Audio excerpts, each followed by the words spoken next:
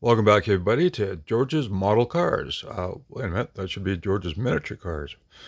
Well, when I first came up with the name for my channel, I didn't want to exclude anything. So I do love diecast, but I used to love building model cars as well. And so I thought, well, George's Miniature Cars covers everything. You know, it could be metal, plastic, wood. I don't have any wood vehicles, but that covers the gamut of whatever material a car is made in. So George's Miniature Cars, and well, I'm doing this 90th anniversary of the 32 Ford Tribute build, and it's very cool. I haven't built model cars for a while, and I told you that in previous model videos. And so I decided to do this one. Kim's Custom Garage is putting on this 32 Tribute build. And when I showed my model kits in the last video, he told me that this kit, the Rebel kit, goes together very nice and should be no problem to do. So I thought, okay, I'm going to do that because I don't want to have to mess with a lot of stuff like, well, this is an AMT kit I started a while ago, and there's a lot of, fitment issues and stuff that you got to play with and whatnot. And I want to try to keep it as simple as possible. So I decided, yeah, let's go ahead and do this. Well, I have a bunch of equipment. Now, I don't have a lot of money to spend on diecast and models.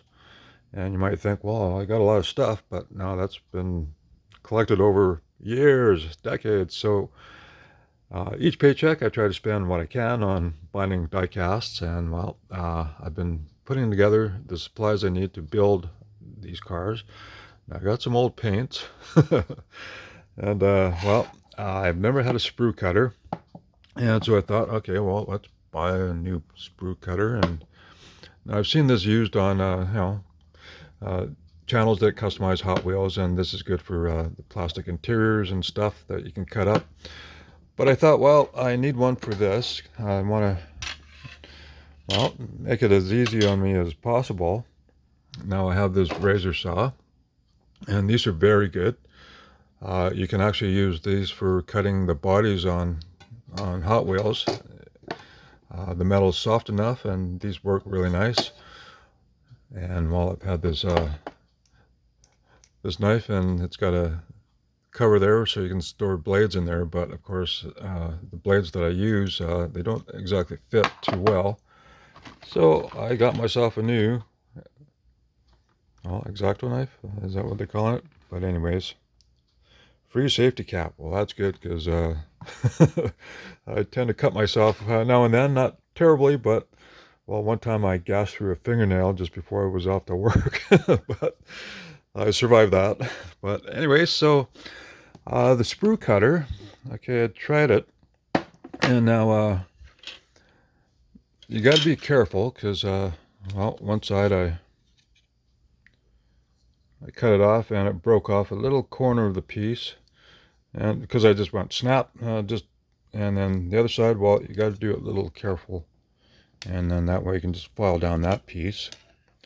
But over here, it's hard to get the cutter in between the part and this sprue piece, so that's where the good old razor saw comes in handy. So I just showed you how you can start cutting it without wrecking the edge of the work here. See, so now there I'm going to have to, if you can see it, I'm going to have to maybe file that down or add a little putty, but anyways. But very cool. So that's going to be neat. And this kit you can build fenderless or with the fenders, and I like both styles, but I think I might go with the fenders. I don't know, but anyways, very nice parts in there. And well, as far as my painting materials go, I don't have an airbrush, and I have used spray cans in the past with good results.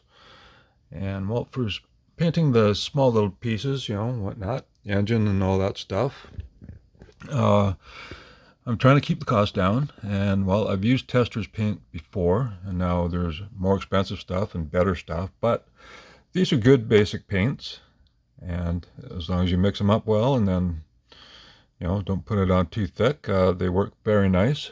So I thought, okay, To stretch the paint colors, you get blue, yellow, red, and that way you can mix them together. So, of course, blue and yellow makes green, yellow and red make orange, and red and blue make purple.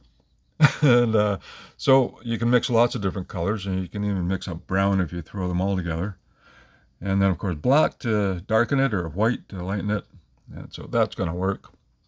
And then, of course, I had to get some new blades.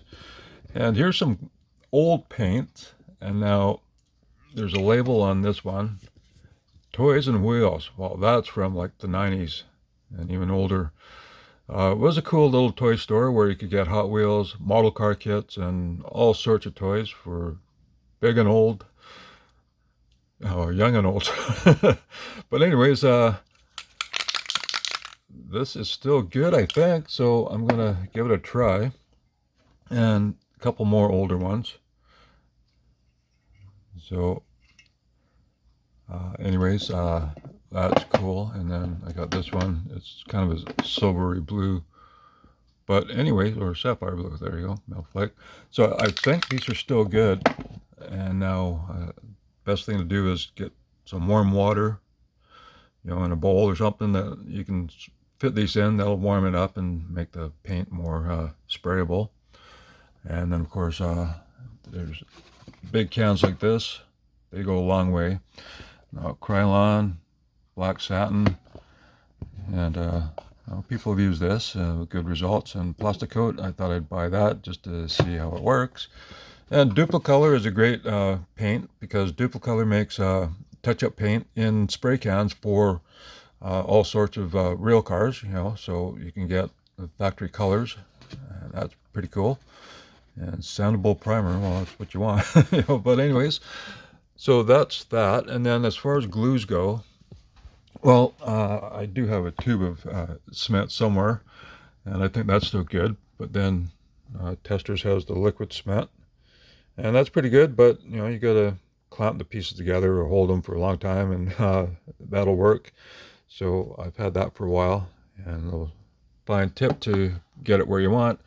And then 10X 7R. I've used this before, and super fast dry formula. So I don't think it's super glue, but there's a little bit left in there, and this is really good. You just get a very fine paintbrush, fine tip, and then you can dab it into, hold a couple pieces together, dab it into the joint, and it bonds pretty nice and pretty quick. But I've had this for a long time, and it was full, and I don't know what's happening. The lid's on tight, but it just kind of disappears. I don't know what's going on, but so anyways, this is very cool stuff.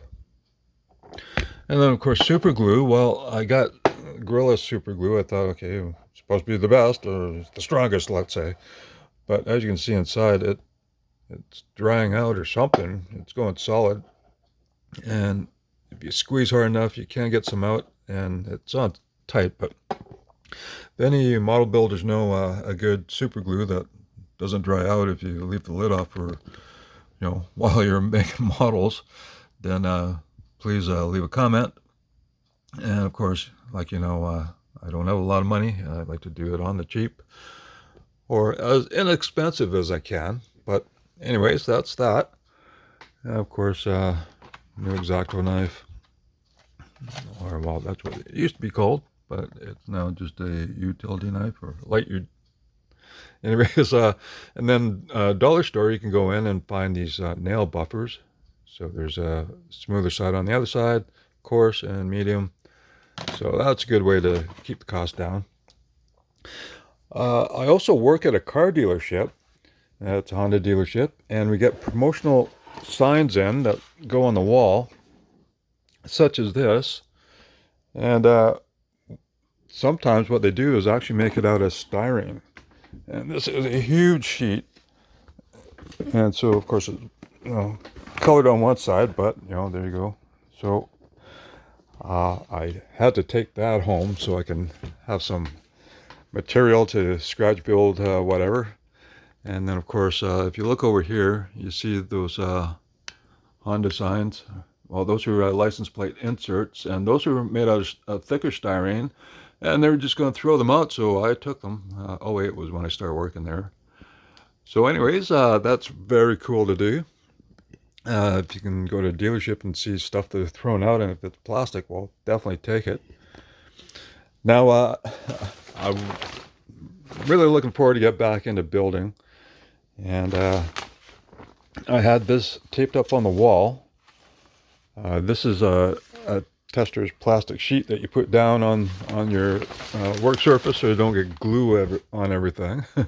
And well, I actually have a desk over there, that wooden thing. Well, it was on the wall there. And a couple weeks ago, it fell down. So I think that's probably karma. It's saying, hey, it's time to use this. Get building, George. So that's what I'm going to do. So thank you very much, everybody, for watching. I will be doing my die-cast cars as well, out showing them and doing lots of fun stuff with them, but you'll also be seeing me build. Well, not actually build, because I'm not one of those builders that can show you on camera painting and cutting and customizing. What I'm going to do is do a little bit of a build and then show you the progress. And this build is due in June, so maybe every couple weeks I'll show you something, or maybe every week, I don't know. It depends. But I'll definitely show you the completed model in June. And check out Kim's Custom Garage. And David Chin, he has a cool channel making model cars, and I'm not sure if he's doing the 32 Ford, but in any case, it's going to be fun. So thanks again for watching, and I'll catch you on the next one.